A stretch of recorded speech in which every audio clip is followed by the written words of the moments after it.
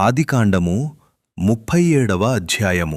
యాకోబు తన తండ్రి పరదేశవాసిగా ఉనిన కనాను దేశములో నివసించెను. యాకోబు వంశావళి ఇది.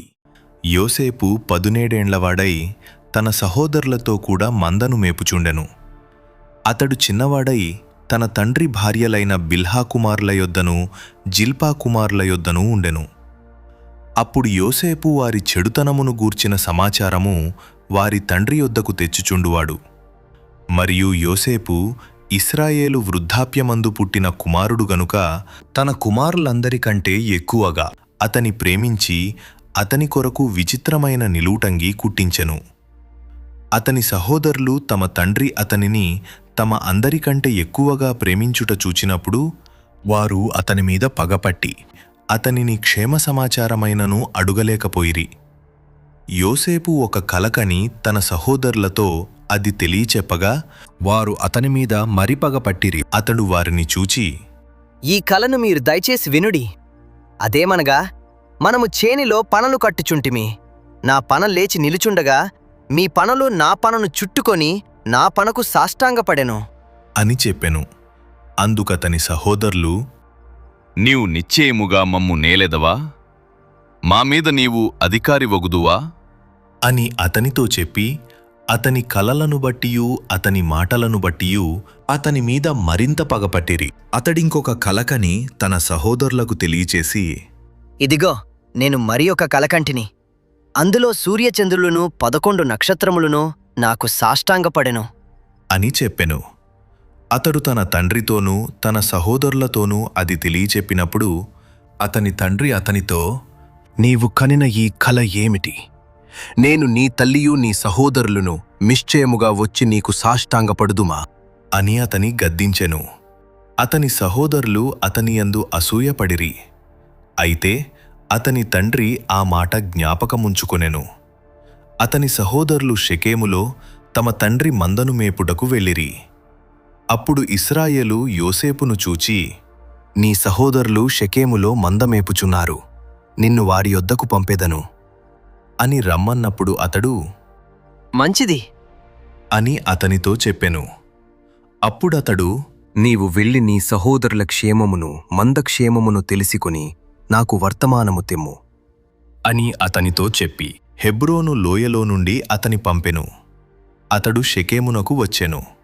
అతడు పొలములో ఇటూ అటూ తిరుగుచుండగా ఒక మనుష్యులు అతనిని చూచి, నీవేమి వెదకుచున్నావు అని అతని నడిగెను. అందుకతడు, నేను నా సహోదరులను వెదుకుచున్నాను. వారు ఎక్కడ మందను మేపుచున్నారో అది దయచేసి నాకు తెలుపుము అని అడిగెను. అందుకు ఆ మనుష్యుడు, ఇక్కడ నుండి వారు సాగి వెళ్ళిరి. వారు దోతానుకు వెళ్ళుదము రండని చెప్పుకొనుట వింటిని అని చెప్పెను. అప్పుడు యోసేపు తన సహోదరుల కోసము వెళ్ళి దోతానులో వారిని కనుగొనెను. అతడు దగ్గరకు రాకమునుపు వారు దూరము నుండి అతని చూచి అతని చంపుటకు దురాలోచన చేసిరి. వారు, ఇదిగో, ఈ కలలు కనువాడు వచ్చుచున్నాడు. వీని చంపి ఇక్కడనున్న ఒక గుంటలో పారవేసి దుష్ట మృగము వీని తినివేసెనని చెప్పుదము. అప్పుడు వీని కలలేమొగునో చూతము రండి అని ఒకనితో ఒకడు మాటలాడుకొనిరి. రూబేను ఆ మాట విని, మనము వానిని చంపరాదు అని చెప్పి వారి చేతులలో పడకుండా అతని విడిపించెను. ఎట్లనగా రూబేను అతని తండ్రికి అతని నప్పగించుటకై వారి చేతులలో పడకుండా అతని విడిపింపదలచి, రక్తము చిందింపకుడి, అతనికి హాని ఏమీయూ చేయక అడవిలోనున్న ఈ గుంటలో అతని పడద్రోయుడి అని వారితో చెప్పెను.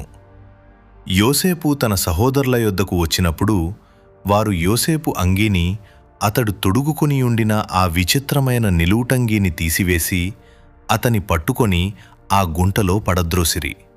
ఆ గుంట వట్టిది, అందులో నీళ్లు లేవు. వారు భోజనము చేయ కూర్చుండి కన్నులెత్తి చూడగా ఐగుప్తునకు తీసుకొని పోవుటకు గుగ్గిలము మస్తకియు బోలమును మోయుచున్న ఒంటెలతో ఇష్మాయేలీయులైన మార్గస్థులు గిలాదు నుండి వచ్చుచుండిరి. అప్పుడు యూదా, మనము మన సహోదరుని చంపి వాని మరణమును దాచిపెట్టినందువలన ఏమి ప్రయోజనము? ఈ ఇష్మాయేలీయులకు వానిని అమ్మివేయుదము రండి. వాడు మన సహోదరుడు, మన రక్త సంబంధి గదా. వానికి హాని ఏమియూ చేయరాదు అని తన సహోదరులతో చెప్పెను. అందుకతని సహోదరులు సమ్మతించిరి. మిద్యానీయులైన వర్తకులు ఆ మీదుగా వెళ్ళుచుండగా వారు ఆ గుంటలో నుండి యోసేపును పైకి తీసి ఆ ఇష్మాయేలీయులకు 20 తులముల వెండికి అతనిని అమ్మివేసిరి. వారు యోసేపును ఐగుప్తునకు తీసుకునిపోయిరి.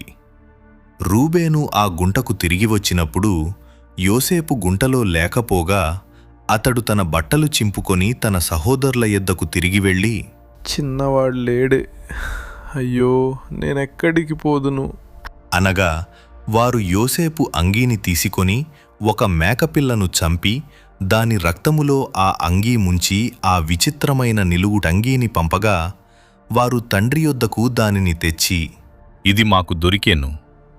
ఇది నీ కుమారుని అంగీ అవునో కాదో గుర్తుపట్టుము అని చెప్పిరి. అతడు దానిని గుర్తుపెట్టి, ఈ అంగీ నా కుమారునిదే.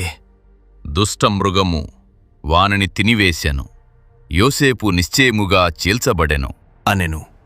యాకోబు తన బట్టలు చింపుకొని తన నడుమున గోనెపట్ట కట్టుకొని అనేక దినములు తన కుమారుని నిమిత్తము అంగలార్చుచుండగా అతని కుమారులందరునూ అతని కుమార్తెలందరునూ అతనిని ఓదార్చుటకు యత్నము చేసిరి. అయితే అతడు ఓదార్పు పొంద నొల్లక, నేను అంగలార్చుచు మృతుల లోకమునకు నా కుమారుని యొద్దకు వెళ్ళెదను అని చెప్పి అతని తండ్రి అతని కోసము ఏడ్చెను. మిద్యానీయులు ఐగుప్తునకు అతని తీసుకొనిపోయి ఫరో యొక్క ఉద్యోగస్థుడును రాజ సంరక్షక సేనాధిపతియునైన పోతీఫరునకు అతనిని అమ్మివేసిరి.